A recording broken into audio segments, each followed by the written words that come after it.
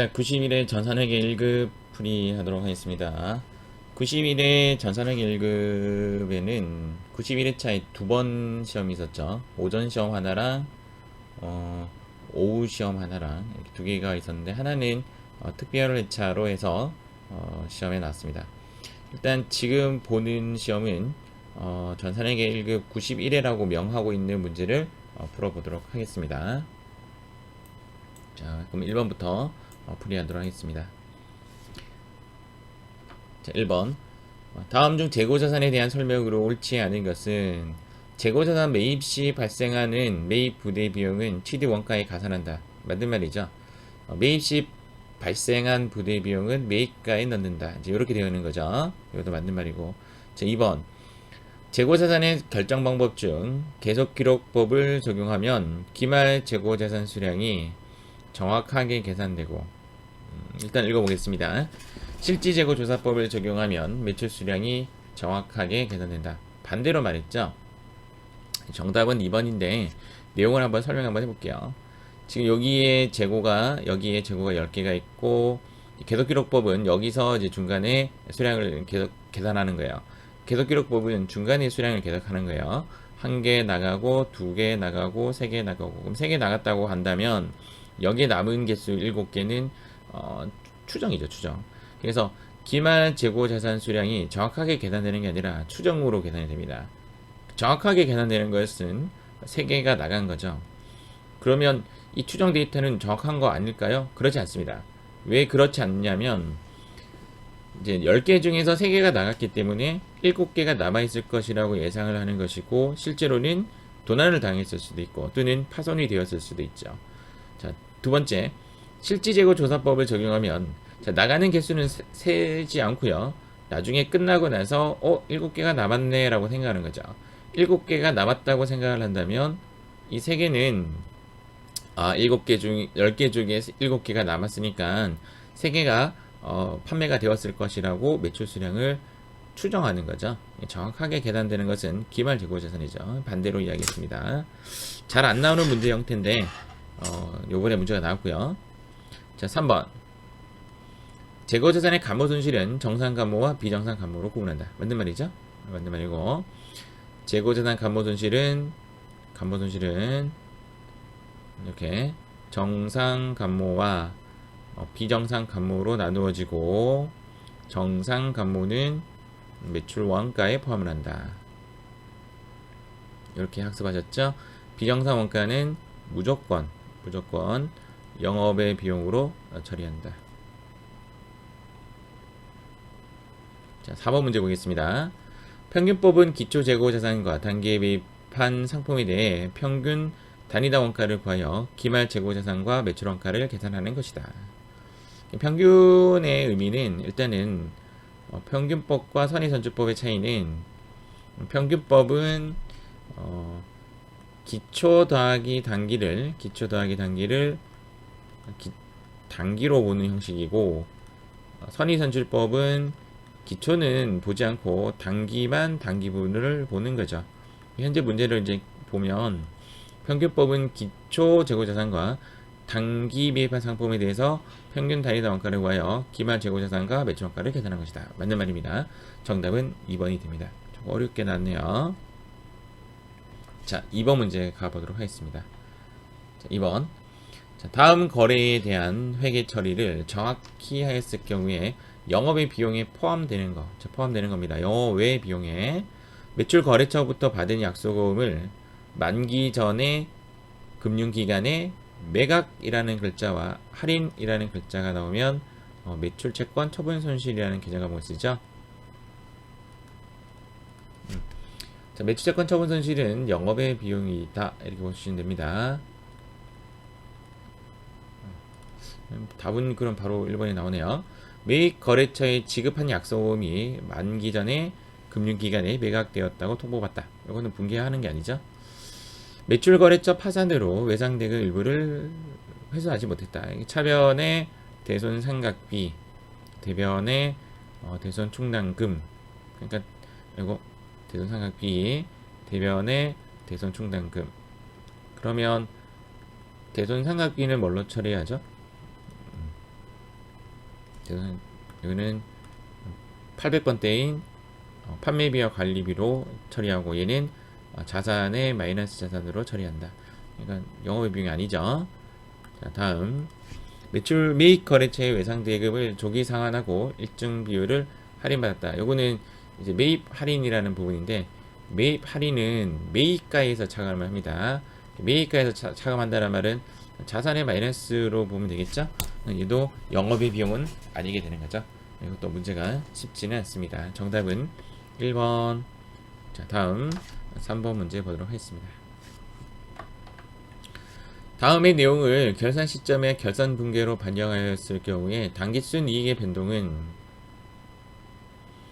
자, 매출채권 잔액 550만원에 대해서 2% 대손 총량금을 설정하지 않았다.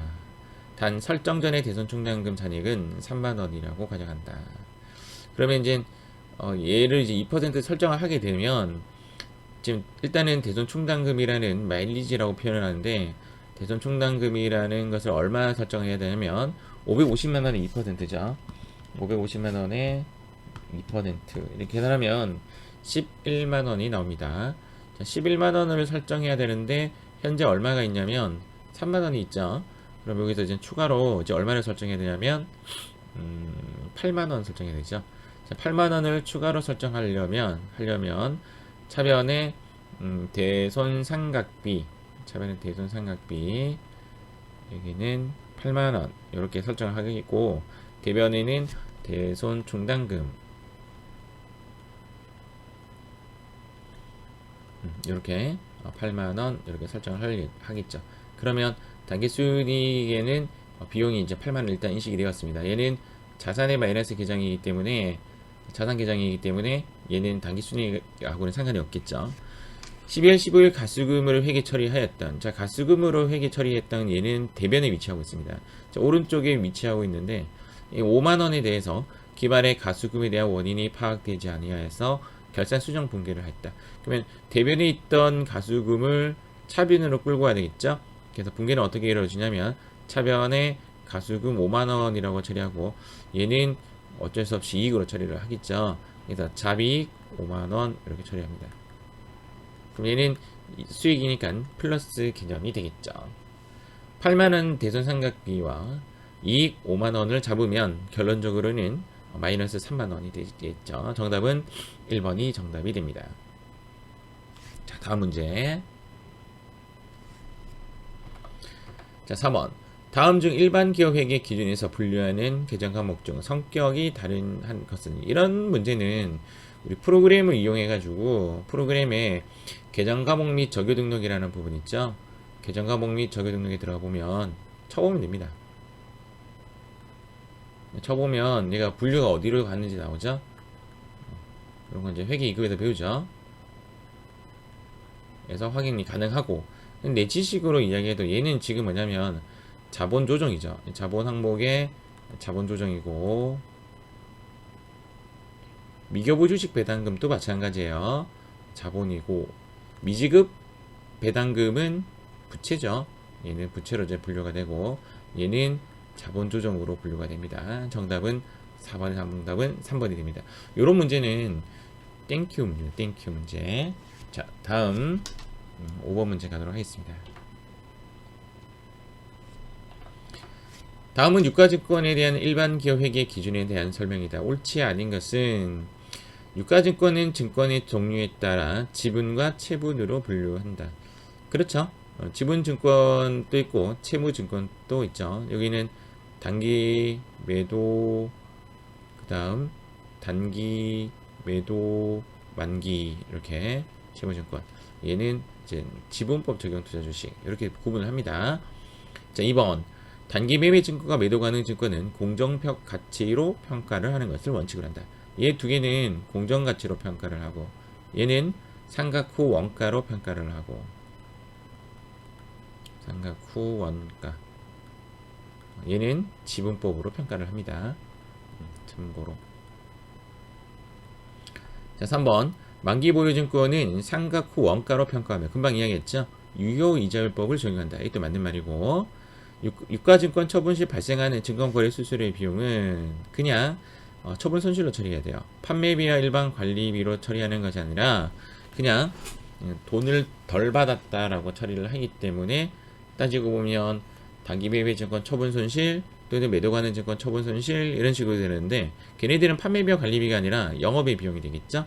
정답은 4번이 정답이 됩니다. 자, 다음 6번 문제 가도록 하겠습니다.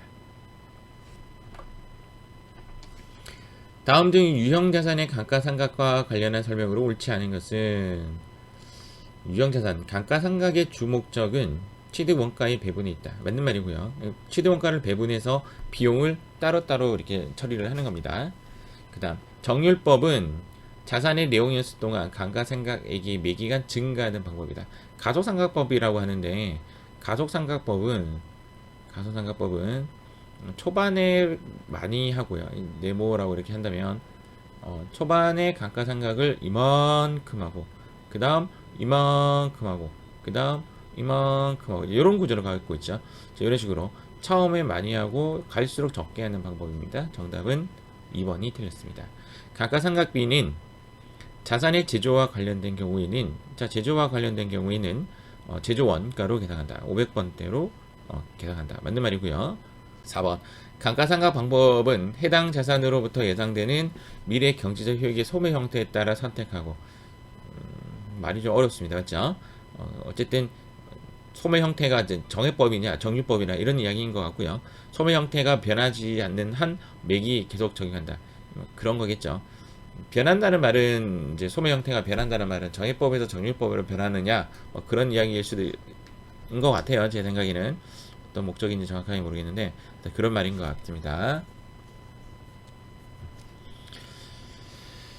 자, 7번 문제 한번 가보겠습니다. 다음 일반 기업회계 기준에 의한 손익계산서의 작성 기준 중 옳지 않은 것은 현금 유출입 시점에 관계없이 당해 거래나 사건이 발생한 기간에 수익 비용을 인식하는 발생주의에 따른다. 말이 좀 어렵죠. 현금 유출입 시점에 관계없이 현금하고 상관없다는 말이고요. 수익 비용을 인식은 실현주의, 발생주의 이런 말이죠. 발생주의에 따른다. 맞는 말입니다. 수익은 실현주의나 발생주의나 뭐 비슷한 이야기입니다. 그런데 수익은 씨앗이니까 보통 씨앗으로 이야기를 좀 많이 하는 편이에요. 수익은 실현주의고 비용은 발생주의다. 뭐 이렇게 보곤 하는데 섞여서 말해도 틀린 말이라고 할 수는 없겠죠. 그래서 맞는 말. 자, 3번 비용은 관련 수익이 인식된 기간에 인식한다. 그 수익과 비용의 대응의 원칙 뭐 이런 말이 있는데 수익과 비용은 같이 연결해서 인식한다. 얘도 맞는 말이죠. 4번 서로 연관된 수익과 비용은 직접 상계하면 안 되죠. 순액이 아니라 총액으로 적는 것을 원칙으로 합니다. 정답은 4번입니다. 자, 8번 문제. 자, 다음 중 사채에 대한 설명으로 옳지 않은 것은 사채란 채권자들로부터 자금을 조달하는 방법이다. 채권자들부터 맞죠? 사채를 발급하는 이유는 이번에 이제 우리나라가 국채도 발급을 했는데 발급하는 이유는 아무래도 돈이 필요하기 때문에 그렇죠. 사채 발행과 관련하여 직접 발생한 사채 발행 수수료 등은 사채 발행가에도 직접 차감한다. 맞는 말입니다. 다른 말로 수수료 비용을 쓰지 않습니다. 수수료 비용을 쓰는 것이 아니라 발행한 가액에서 직접 차감해야 됩니다. 자, 3번 사채 할인 발행 차감하고 그 다음 사채 할증 발행 차감은 유효이자율법에 따라 상관한다. 사채라는 말 자체의 키워드가 두 개예요. 하나는 증가라는 말이 나와야 되고 그 다음 유효이자율법이 맞는 말입니다. 그래서 얘도 유효이자율법에 상관한다. 맞는 말이죠. 4번 시장이자율이 액면이자율보다 더 크다면 시장이자율을 좀 쉽게 얘기해서 은행의 이자율과 그 다음 채권의 이자율을 이제 액면이자율이라고 하는데 은행이 아무래도 이자를 많이 준다면 채권을 사갈 사람들이 살 이유가 없겠죠. 그래서 채권을 싸게 팔아야 됩니다. 그래서 할증 발행이 아니라 할인 발행되는 것이 맞습니다. 이 문제도 잘 안 나오는 케이스의 문제입니다. 정답은 4번입니다. 끊어가도록 하겠습니다.